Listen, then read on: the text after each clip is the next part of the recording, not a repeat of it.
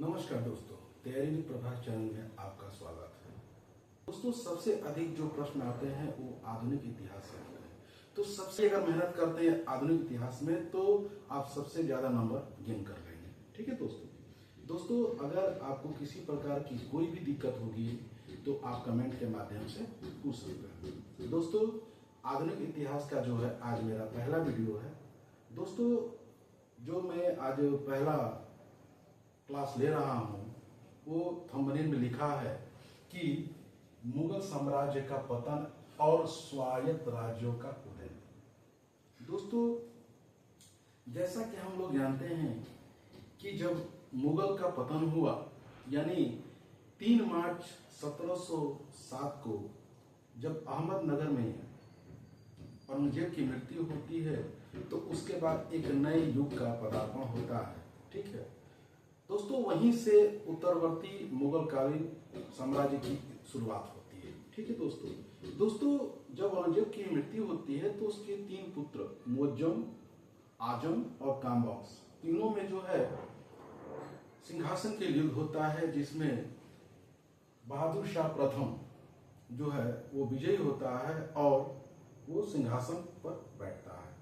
दोस्तों, अब हम लोग स्टार्ट करते हैं कि उत्तरवर्ती मुगल काल में 12 सम्राटों का जो है बात कही गई है, जिसमें से बहादुर शाह प्रथम के बारे में उल्लेख है कि 1707 से 1712। ठीक है दोस्तों, इसमें देखिए बहादुर शाह प्रथम जो था वह सबसे वृद्ध सम्राट था, यानी 65 वर्ष की उम्र पहला राजा बनता है। ठीक है दोस्तों, और दूसरा नंबर था कि यह राजकीय कार्यों में ज्यादा रुचि नहीं दिखाने के कारण इसको जो है साहिब बेखबर के नाम से जाना जाता है। ठीक है दोस्तों, अब उसके बाद हम लोग दूसरे चलते हैं जहांदार शाह। जहांदार शाह का जो है कार्यकाल 1712 से लेकर 1713 तक है। ठीक है दोस्तों, अब यह जो है इनकी सबसे बड़ी विशेषता यह थी कि इनको लंपट मूर्ख कहा जाता था।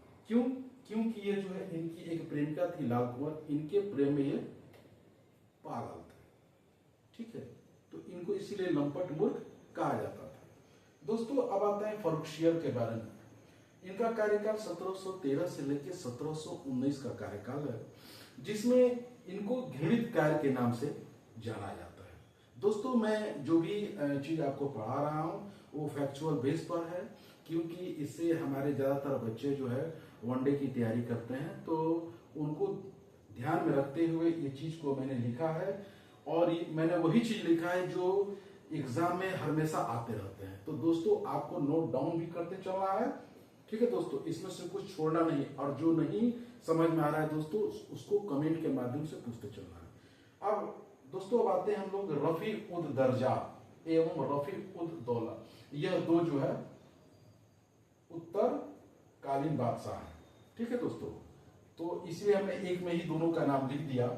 अब दोस्तों, सबसे महत्वपूर्ण एक आता है कि मोहम्मद शाह प्रथम। दोस्तों, मोहम्मद शाह प्रथम में नादिर शाह जो 1739 में जो आक्रमण करता है, मोहम्मद शाह प्रथम के समय में ही नादिर शाह जो है 1739 में आक्रमण करता और तख्ते ताउस को अपने साथ ईरान ले जाता है। ठीक है दोस्तों, और चूंकि मोहम्मद शाह प्रथम जो था वो अपने हरम में और हिजड़ों के साथ ज्यादा समय बिताता था, इसीलिए इसको रंगीला के नाम से भी जाना जाता है।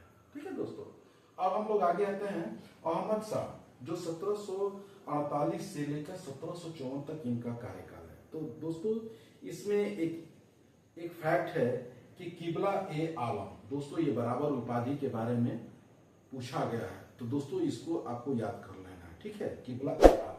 उसके बाद आते हैं हम लोग आलमगीर द्वितीय 1754 से लेकर 1759। ठीक है दोस्तों, फिर आते हैं हम लोग शाहजहां तृतीय के बारे में 1759 से लेकर 1760। दोस्तों, अब यहां से जो अगला कार्यकाल आता है शाह आलम द्वितीय, जिसको हम लोग अली गौहर के नाम से भी जाना जाता है, जिनका कार्यकाल 1759 से लेकर 1806 तक है।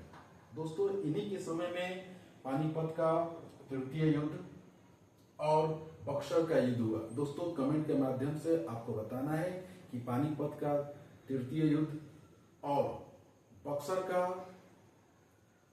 युद्ध कब हुआ था, किस सन में हुआ था, इसको आपको मेंशन करना कमेंट के माध्यम से।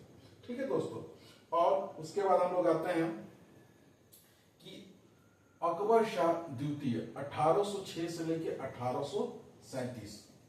दोस्तों जैसा कि हम जानते हैं कि अकबर शाह द्वितीय जो था यह अंग्रेजों के संरक्षण में बनने वाला प्रथम हिंदुस्तानी मुगल बादशाह था, यानी अंग्रेजों का पूर्ण रूप से संरक्षण था। ठीक है। और उसके बाद इसने क्या किया कि हिंदू मुस्लिम एकता की प्रतीक के रूप में इसने जो है फूलों वालों की शहर यानी दिल्ली में एक त्योहार का आयोजन करता है। ठीक है दोस्तों, उसके बाद हम लोग आते हैं अकबर शाह द्वितीय।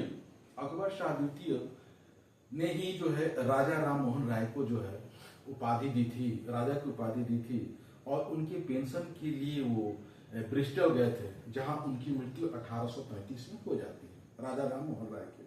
उसके बाद दोस्तों अब हम लोग आते हैं नेक्स्ट और लास्ट 12वां बहादुर शाह द्वितीय, जिनका कार्यकाल 1837 से लेकर 1857 तक इनका कार्यकाल रहा है। दोस्तों यह जफर के नाम से शायरी लिखा करते थे। दोस्तों 1857 की क्रांति में इनका जो है महत्वपूर्ण योगदान रहा, उनमें इनको बादशाह बनाया गया और इनके जो सेनापति थे बख्त खां थे, और तभी अंग्रेजों ने जो है 1862 में इनको पकड़ के जो है रंगून में इनको मृत्यु दंड दिया। ठीक है दोस्तों अगर आपको वीडियो अच्छा लगे तो इसको लाइक करें, सब्सक्राइब करें। दोस्तों निरंतर पढ़ते रहिए दोस्तों, क्योंकि इसका कोई विकल्प नहीं है मित्रों। ठीक है दोस्तों, धन्यवाद।